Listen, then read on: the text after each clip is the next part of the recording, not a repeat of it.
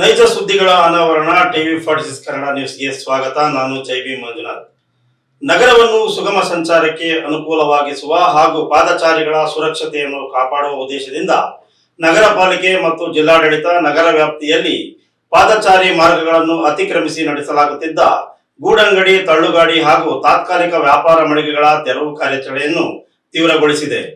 ನಗರವನ್ನು ಸುಗಮ ಸಂಚಾರಕ್ಕೆ ಅನುಕೂಲವಾಗಿಸುವ ಹಾಗೂ ಪಾದಚಾರಿಗಳ ಸುರಕ್ಷತೆಯನ್ನು ಕಾಪಾಡುವ ಉದ್ದೇಶದಿಂದ ಮಹಾನಗರ ಪಾಲಿಕೆ ಮತ್ತು ಜಿಲ್ಲಾಡಳಿತ ನಗರ ವ್ಯಾಪ್ತಿಯಲ್ಲಿ ಪಾದಚಾರಿ ಮಾರ್ಗಗಳನ್ನು ಅತಿಕ್ರಮಿಸಿ ನಡೆಸಲಾಗುತ್ತಿದ್ದ ಗೂಡಂಗಡಿ, ತಳ್ಳುಗಾಡಿ ಹಾಗೂ ತಾತ್ಕಾಲಿಕ ವ್ಯಾಪಾರ ಮಳಿಗೆಗಳ ತೆರವು ಕಾರ್ಯಾಚರಣೆಯನ್ನು ತೀವ್ರಗೊಳಿಸಿದೆ.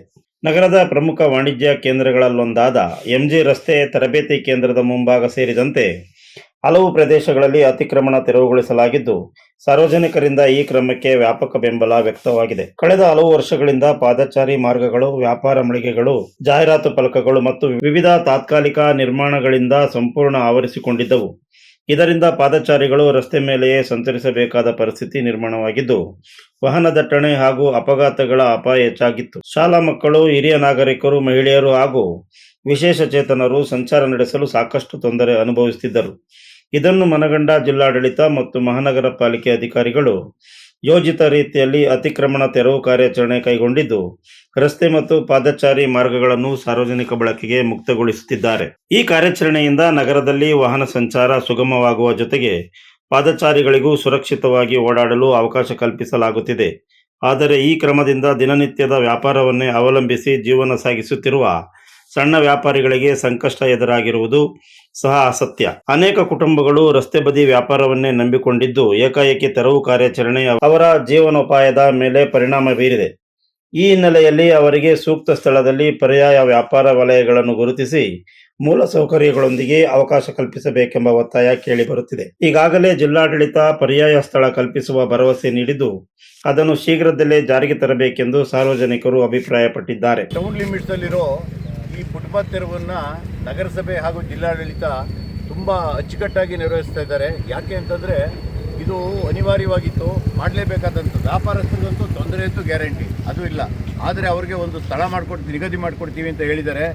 ಆದರೆ ಈ ಫುಟ್ಪಾತ್ ತೆರವು ಮಾಡ್ತಾ ಇರೋದ್ರಿಂದ ಸಾರ್ವಜನಿಕರಿಗೆ ತುಂಬ ಅನುಕೂಲ ಆಗ್ತಾ ಇದೆ. ಆದರೆ ಸಾರ್ವಜನಿಕರು ಅದೇ ರೀತಿ ಅವರು ವಾಹನಗಳನ್ನು ನಿಲ್ಲಿಸ್ಕೊಳ್ಳೋದಾಗಲಿ ಅಥವಾ ಓಡಾಡೋದಾಗಲಿ, ಕಾರ್ನರ್ಗಳಲ್ಲಿ ಪಾರ್ಕಿಂಗ್ ಮಾಡೋದಾಗಲಿ, ಆಟೋದವರಾಗಲಿ ಎಲ್ಲರೂ ಸ್ಪಂದಿಸಿ ಇದನ್ನು ಅನುಕೂಲಕ್ಕೆ ತಕ್ಕಂತೆ ಕರೆಕ್ಟಾಗಿ ಯೂಸ್ ಮಾಡೋದ್ರಂತೂ ಭಾರಿ ಚೆನ್ನಾಗಿರುತ್ತೆ ಸ್ಥಿತಿ.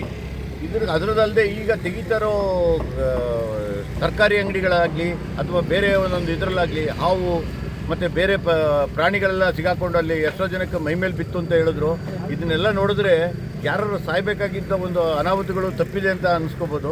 ಇದೇ ರೀತಿ ಚೆನ್ನಾಗಿ ಎಲ್ಲರೂ, ಅದರಲ್ಲಿ ಕಾರ್ಪೊರೇಷನ್ ವರ್ಕರ್ಸ್ ಯಾರಿದ್ದಾರೆ ಅವರು ನಿಗದಿಪಡಿಸಿದಂಥ ಸಮಯಕ್ಕೆ ಬಂದು ಎಲ್ಲದನ್ನು ತೆರವುಗೊಳಿಸ್ತಿದ್ದಾರೆ. ಸಾರ್ವಜನಿಕರು ಇದಕ್ಕೆ ಸಹಕಾರ ಕೊಡಬೇಕು. ಅಂಗಡಿ ಮಾಲೀಕರು ಯಾರಿದ್ದಾರೆ ಅವರೆಲ್ಲ ಸಹಕಾರ ಕೊಡಬೇಕು. ಅದ್ರ ಜೊತೆ ಫುಟ್ಪಾತಲ್ಲಿ ಬೋರ್ಡ್ಗಳನ್ನ ಇಡೋದು ಇದಂತೂ ಭಾರಿ ಅಪರಾಧ. ಮೇಯ್ನು ಅಂಗಡಿ ಬೋರ್ಡ್ ಹಾಕಿರ್ತಾರೆ, ಫುಟ್ಪಾತಲ್ಲಿ ದೊಡ್ಡ ದೊಡ್ಡದು ಬೋರ್ಡ್ಗಳನ್ನ ಹಾಕ್ಬಿಡ್ತಾರೆ. ಅದನ್ನು ಸಹ ನಗರಸಭೆ ಕೃಷ್ಣಮೂರ್ತಿ ಅವರು ಕಮಿಷನರು ಇದಕ್ಕೂ ಸಹ ಸ್ವಲ್ಪ ಮನಸ್ಸು ಕೊಟ್ಟು ಅದನ್ನು ತೆರವು ಮಾಡಿಸ್ಬೇಕು ಅಂತ ಈ ಮೂಲಕ ಕೇಳ್ಕೊತಾ ಇದ್ದೀನಿ.